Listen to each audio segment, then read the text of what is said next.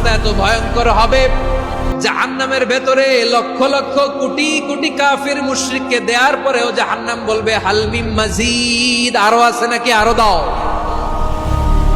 কোটি কোটি কাফেরের দল, মুশরিকের দল, সীমা লঙ্ঘনকারী দল, তাদেরকে যখন জাহান্নামে ফেলা হবে, বড় বড় পাথর খণ্ড জাহান্নামে ফেলা হবে, তারপরও জাহান্নাম বলবে হাল মিন মাজিদ, আরো আছে নাকি, দাও, আরো দাও, আরো দাও। আমার ক্ষুধা নিবারণ হয় নাই। জাহান্নামে তো উত্তপ্ত হবে, জ্বলন্ত হবে, ভয়ঙ্কর হবে। জাহান্নামের এক অংশ আরেক অংশকে খেয়ে ফেলবে। আল্লাহু আকবার। ফেরেশতারাও টালমাটাল হয়ে যাবে।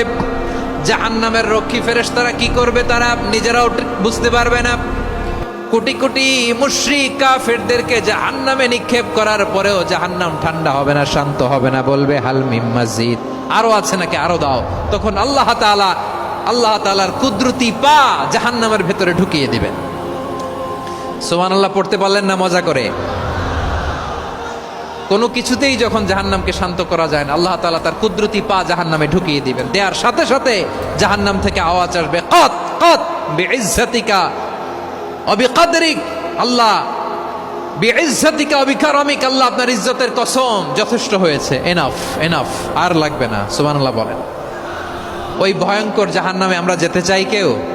আবার জাহান্নামীরা যখন জাহান্নামে যাবে, ফেরেশতারা ডেকে বলবে, ও কপাল পোড়া জাহান্নামীরা, জাহান্নামে কেন ঢুকলা? দুনিয়ার বুকে কি তোমাদেরকে সতর্ক করার জন্য কেউ আসে নাই?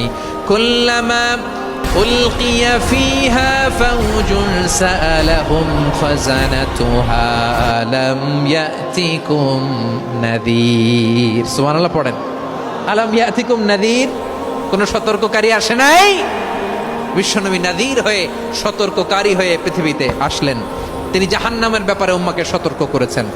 জান্নাতকে যেমনি তিনি চমকপ্রদভাবে উম্মার সামনে পোট্রে করেছেন, চিত্রায়িত করেছেন, ঠিক অনুরূপভাবে ভয়ঙ্কর জাহান্নামকেও তিনি এই উম্মার সামনে পোট্রে করেছেন।